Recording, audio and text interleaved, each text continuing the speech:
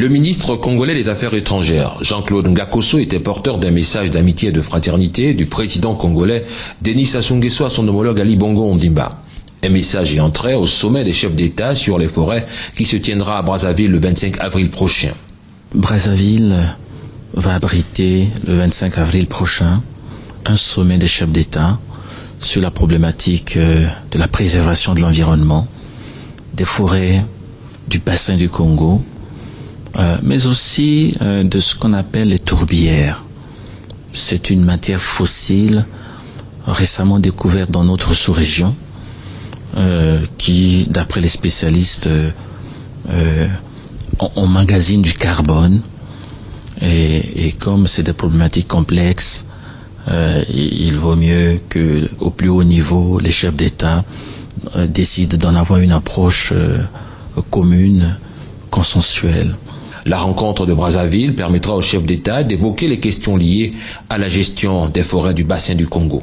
Le président, son Excellence Ali Bongo Ondimba est très engagé dans ces questions d'environnement puisqu'il préside le CAOS, la commission climat à l'échelle du continent africain. Et d'ailleurs, sa prise de parole est très attendue à Brazzaville à l'occasion de ce sommet. Donc, nous avons fait le tour d'horizon de ces questions, essentiellement de ces questions de l'environnement, et nous sommes réjouis aussi de la tranquillité dans notre sous-région d'Afrique centrale. Les deux personnalités ont fait également un tour d'horizon sur les questions de paix et de sécurité dans la sous-région. Quelques jours après le lancement du programme Vision pour tous, au centre hospitalier universitaire d'Ovendo, le président de la République, chef de l'État Ali Bongo Ondimba, est allé se rendre compte du bon déroulement de cette opération initiée par le gouvernement en partenariat avec Gabon Special Economic Zone qui s'inspire de la vision et l'action du chef de l'État. Pendant plusieurs mois, des ophtalmologues vont offrir gratuitement des consultations de dépistage ainsi que des interventions chirurgicales à tous les Gabonais qui le souhaitent. Le président de la République est satisfait du bon déroulement de ce programme. Il faut voir donc là une opération importante et que avec une médecine de proximité qui permet vraiment à tous les citoyens de pouvoir profiter des installations. Les chiffres qui m'ont été apportés sont très intéressants. Il y a déjà plus de 2000 de nos compatriotes qui ont déjà été traités ici à Ovendo et dans un délai record. Le nombre de patients, l'affluence, c'est très bien. Et je loue donc tous les médecins et infirmiers qui sont présents et qui s'occupent de nos compatriotes. J'ai moi-même aussi pu être testé et j'ai besoin de porter les lunettes. Depuis le commencement de cette opération, 2000 personnes ont été reçues au département d'ophtalmologie. Patients et médecins apprécient l'initiative. Depuis ce matin, on n'a pas eu de gros soucis. On a opéré avec nos amis indiens qui sont dans le cadre de la mission médicale et nous avions fait la chirurgie comme cela se doit, en respectant les règles de l'art. Et à ce jour, la plupart des patients... Ici, là, vraiment, ça c'est une grâce. Ça c'est une grâce pour nous que ça s'est passé sans débourser quelque chose, vraiment. Je remercie le président de la République qui a initié cette caravane. Je me sens bien, comme si rien ne s'était passé. Ça s'est tellement bien passé que je me sens très bien. Ce geste impulsé par Gabon Special Economic Zone devrait inspirer d'autres acteurs économiques à prendre une part active dans la politique sociale du pays. Le chef de l'État Ali Bongo Ondimba salue la bonne collaboration des médecins. L'autre élément qui est très important, c'est la complémentarité, la synergie entre les médecins indiens et les Gabonais qui travaillent ensemble. Ils travaillent ensemble, ils opèrent ensemble et c'est chaque fois une bonne chose. Ça a toujours été le principe que nous avions par exemple, nous, avec les manœuvres militaires à l'époque, où on avait des services de santé militaire d'autres pays qui venaient, pour qu'on travaille ensemble, pour pouvoir échanger un petit peu, voir. Au terme de cette visite au centre hospitalier universitaire d'Obendo, le président de la République, chef d'État Ali Bongo Ondimba, a échangé à bâton rompu avec ses compatriotes sur des sujets concernant leur bien-être.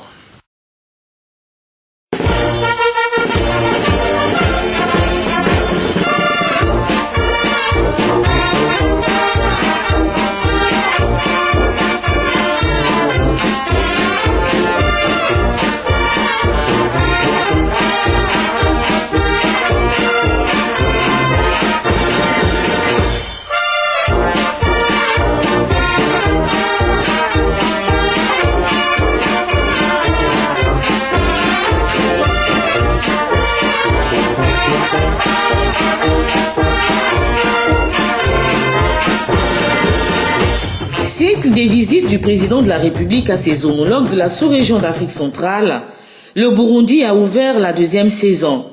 Aéroport international de Bujumbura, Ali Bongo Ondimba est accueilli par Pierre Nkuruziza.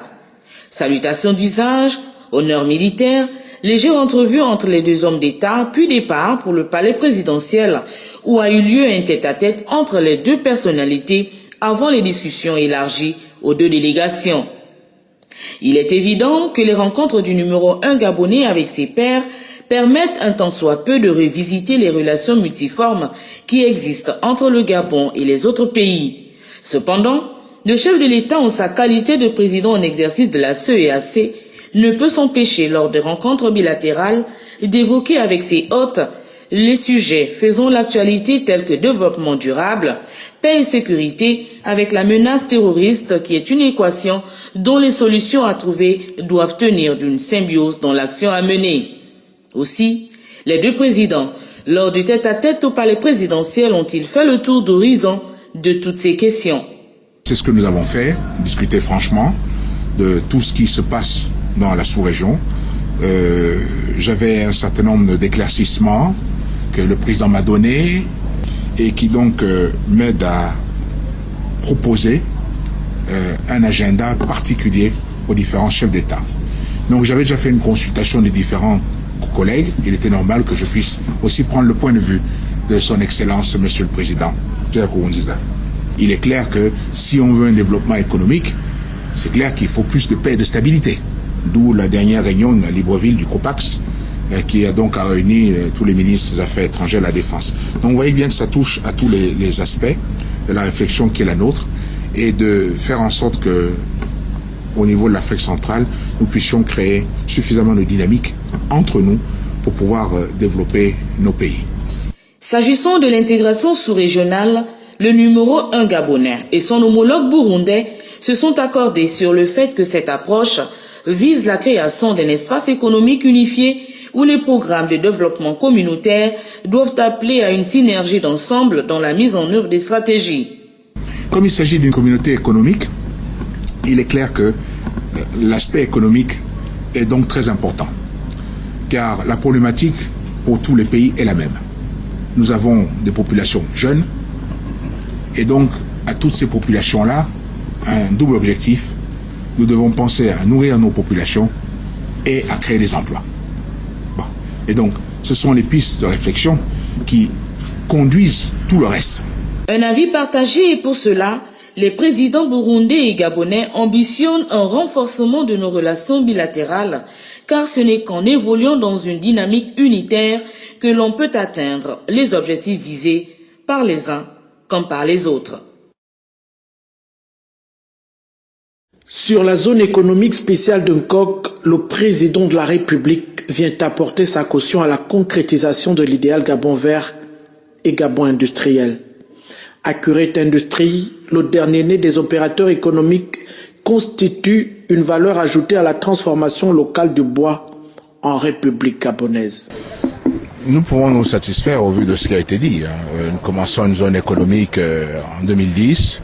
Beaucoup avaient parlé d'éléphants blancs. Bon, aujourd'hui, vous avez entendu différents intervenants, le nombre de sociétés qui s'installent de plus en plus et la production qui augmente.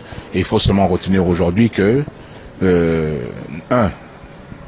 nous exploitons le bois, mais surtout, nous protégeons et nous conservons.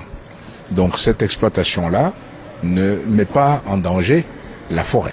Aux 74 entreprises présentes ici vont désormais s'ajouter sous peu 4 autres opérant dans des secteurs d'activité variés. Une belle contribution à la valorisation du potentiel industriel dans notre pays. Nous voulons tirer le maximum de nos produits forestiers et donc faire le plus de transformation possible sur place ici au Gabon. Donc là c'est en route, c'est en bonne voie et il faut quand même retenir que nous sommes déjà passés premier pays africain en termes donc de bois tranché et deuxième mondial. L'objectif c'est que d'ici 3 ans nous soyons premier mondial. 400 000 mètres cubes de bois sont transformés et exportés chaque année sur ce site industriel. Et depuis 2010, 3 000 emplois ont été créés pour 200 milliards d'investissements directs étrangers. Et ça, c'est juste un aperçu du dynamisme de la zone économique spéciale d'Ungkok. La présidente de la Cour constitutionnelle, Marie-Madeleine Boranzo, et les 8 juges constitutionnels ont été reçus par le président de la République, chef de l'État Ali Bongo Ondimba, à son cabinet de travail. Une rencontre élargie aux 2 présidents des 2 chambres du Parlement et du Premier ministre chef du gouvernement, qui est accompagné de quelques membres du gouvernement. Au cours de cet entretien, la Cour constitutionnelle, organe régulateur du fonctionnement des institutions et de l'activité des pouvoirs publics et gardienne des lois, est revenue longuement sur la situation de l'Assemblée nationale et les autres institutions qui ne fonctionnent plus régulièrement. À l'exemple du Conseil économique et social devenu Conseil économique et social et environnemental, la médiature de la République, le Conseil national de la communication devenu la haute autorité de la communication. Autant d'institutions dont les mandats ont expiré. Cette rencontre de haute importance a permis au président de la République, chef de l'État Ali Bongo Ondimba, en sa qualité de garant des institutions, de rassurer ses interlocuteurs et d'inviter le gouvernement à tout mettre en œuvre pour le bon fonctionnement de ces institutions. Environ 5 000 jeunes de 9 provinces du pays, dont l'âge varie entre 17 et 35 ans, ont été initiés à l'outil informatique. Et 400 ont reçu leur parchemin, aujourd'hui prêts pour le monde du travail.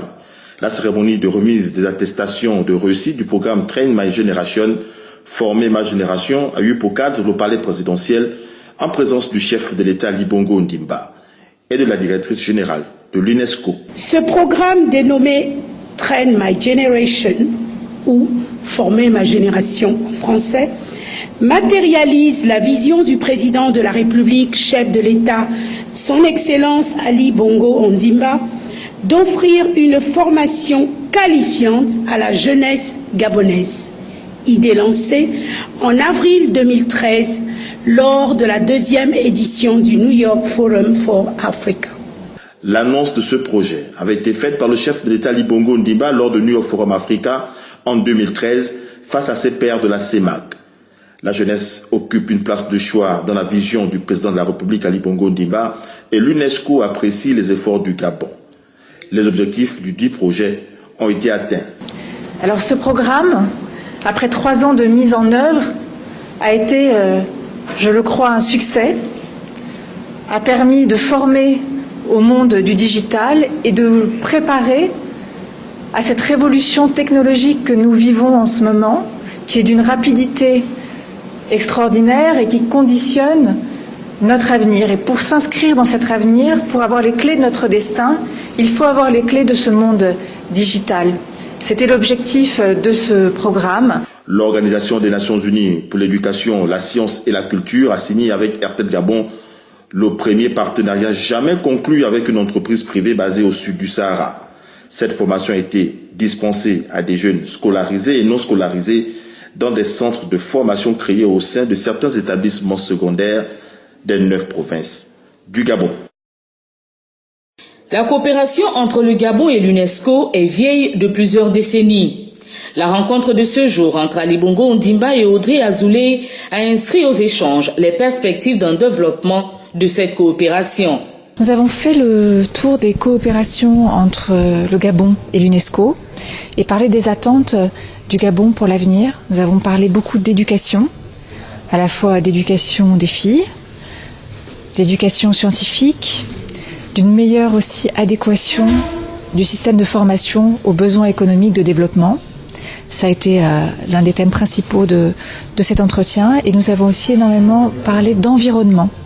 la nécessité de la contribution à l'accord de Paris sur le climat et d'un développement raisonné et soutenable par rapport à l'environnement. La protection du patrimoine gabonais dans sa diversité figure en bonne place des objectifs de l'UNESCO dans sa coopération avec notre pays.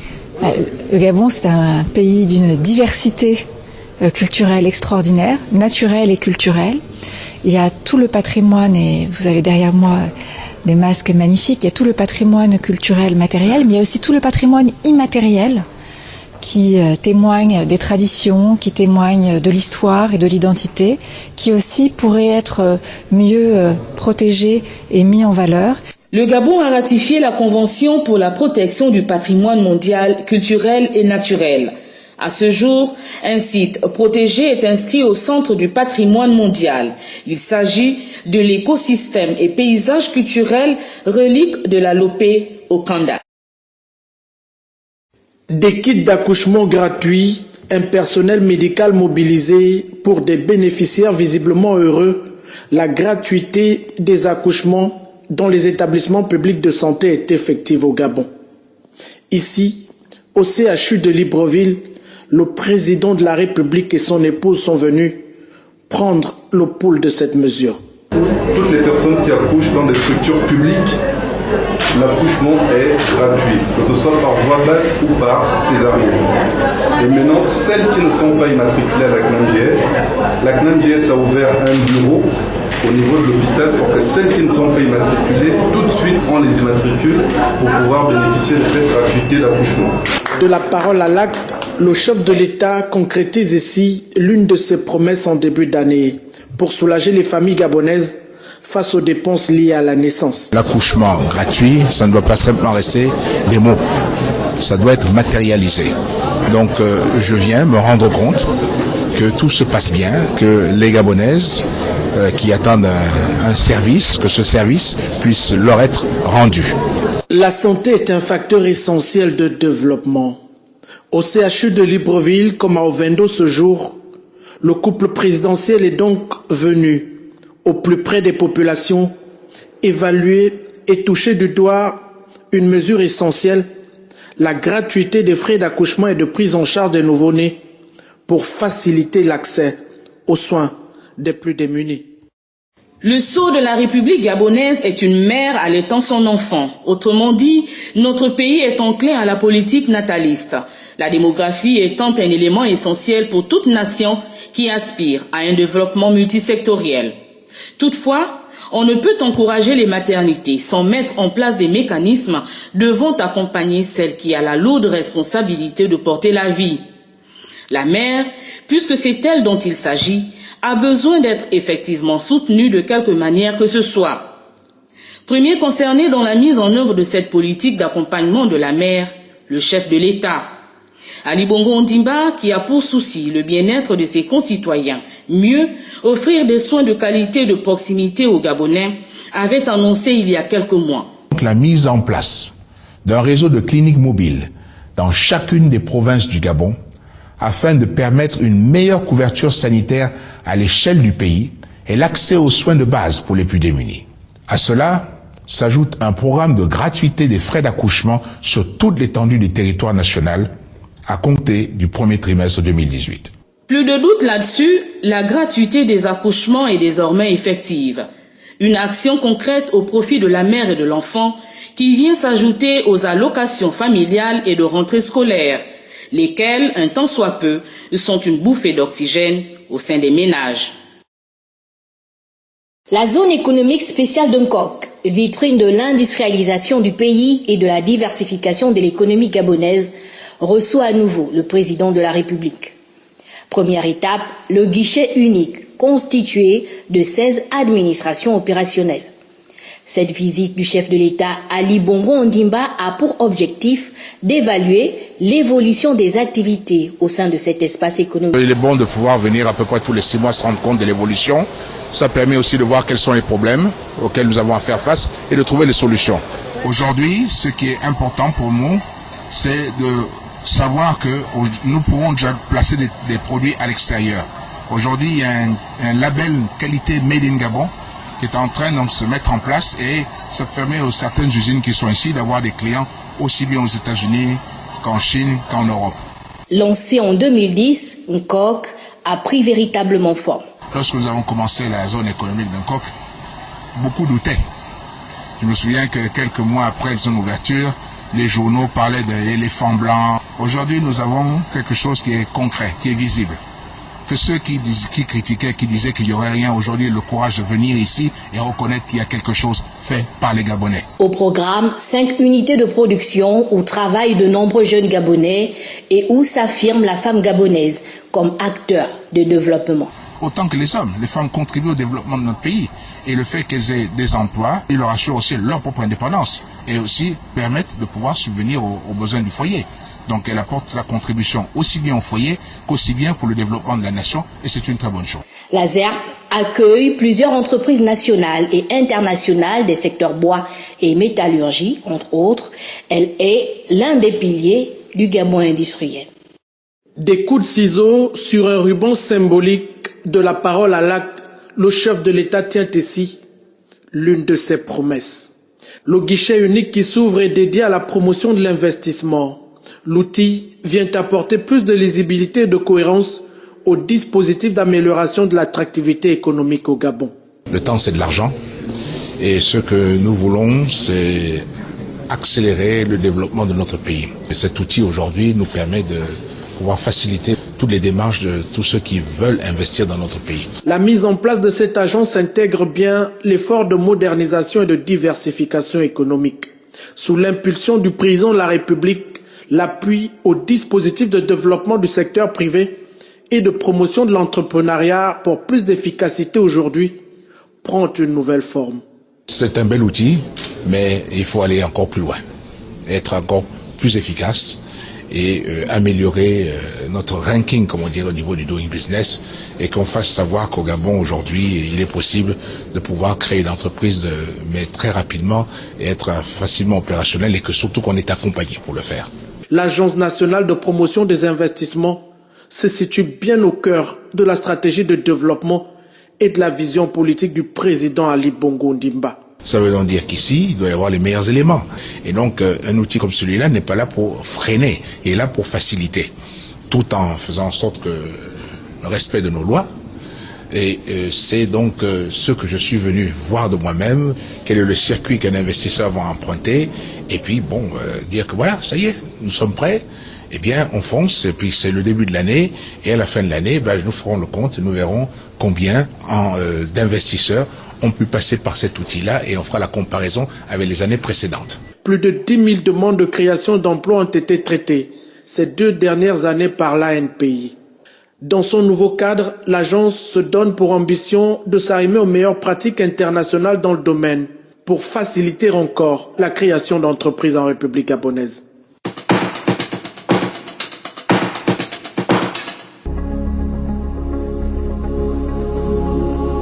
Les travaux de réhabilitation des écoles primaires ont démarré. L'objectif est de permettre aux écoliers et enseignants de travailler dans de meilleures conditions.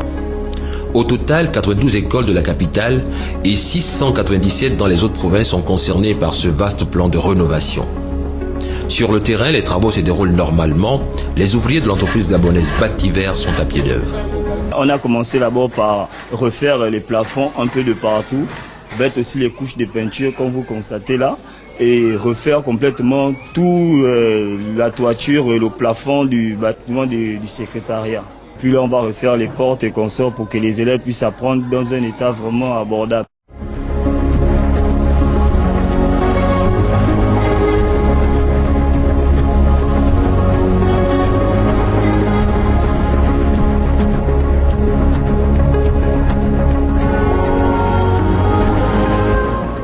Dans l'ensemble des établissements visités à Libreville, les travaux sont réalisés à 90%. Curage de caniveaux, plomberie, électricité et couches de peinture. Ils étaient tellement contents d'avoir l'électricité dans les classes, la peinture sur les murs, les nouveaux tableaux. Et tout ça aujourd'hui nous émerveille beaucoup.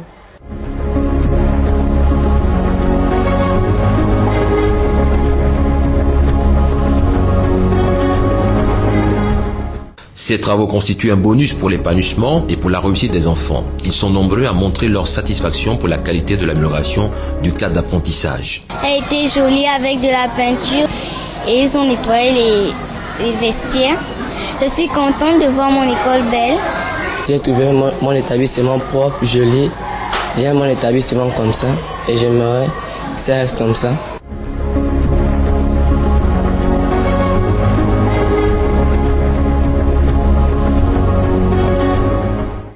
Pour s'assurer que les travaux se déroulent dans de bonnes conditions, le ministre en charge de l'Éducation nationale, Nadine Patricia Nguila-Obam, est allé s'imprégner de l'effectivité des travaux de réhabilitation des écoles de Ntoum 1 et Ntoum 2. Le chef de l'État a décidé de réfectionner les écoles et les activités de réfection ont démarré dans plusieurs établissements. Donc c'est pour ça que nous venons un peu voir ce qui se fait. Déterminé à tout mettre en œuvre pour réaffirmer l'unité et retrouver la cohésion, telle l'ambition poursuivie par le président de la République, chef de l'État Ali Bongo Ondimba. Une ambition qui vise tous les domaines qui touchent à la vie quotidienne de ses compatriotes. Nous sommes vraiment satisfaits par la mesure, parce que l'école était vraiment délabrée. Les plafonds étaient défoncés. Apparemment, les travaux sont en train de refaire l'école. Les salles de classe n'étaient pas éclairées. Elles le sont maintenant. Vraiment, l'initiative est la bienvenue à l'école publique de Ntoum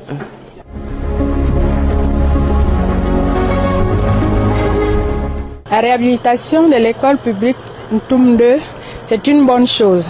Parce que je suis à ma 4e année dans cet établissement, je n'avais pas encore vu une chose pareille. Et aujourd'hui, je suis vraiment heureuse.